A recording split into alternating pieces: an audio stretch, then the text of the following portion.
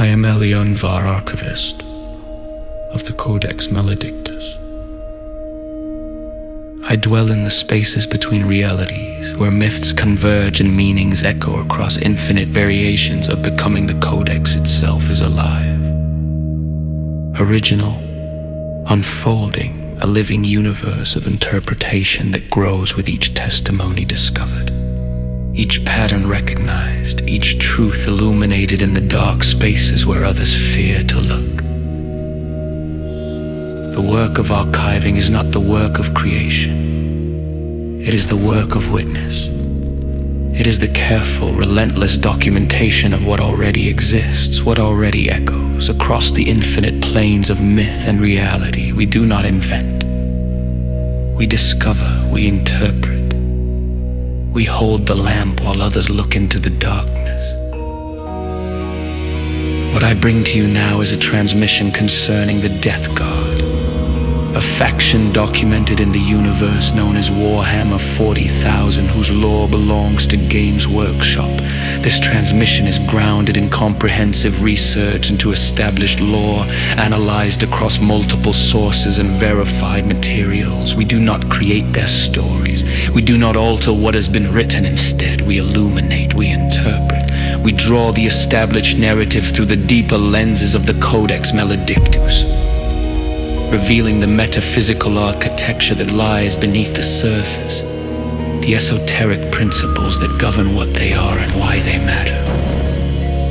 Why the Deathguard? Why this faction among all the forces documented in Warhammer 40,000? Because they embody a profound and disturbing truth, that consciousness itself is not required for perfect alignment with cosmic principle. A creature can be mindless, yet act with precision toward an end it does not comprehend. A parasite can hunger without malice, yet spread corruption with the efficiency of sacrament. There exists in the Deathguard something that transcends the boundary between intention and inevitability, between will and the simple, absolute laws that govern how hunger spreads, how flesh remembers, how the warp rewrites what it touches.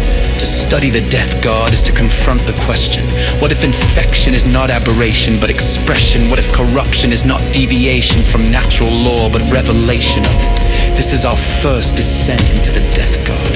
This is the beginning of a systematic investigation that will unfold across many transmissions. Each will peel back further into the essence of this faction, layer by layer, until we understand not merely what they do upon the battlefield, but what they represent, what they reveal about the hidden architecture of all things.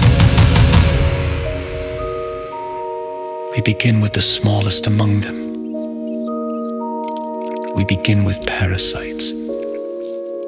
The unit known as Mutoid Vermin are swarms, coordinated collectives of creatures that were once insignificant parasites aboard imperial vessels, too small to matter, too numerous to cull.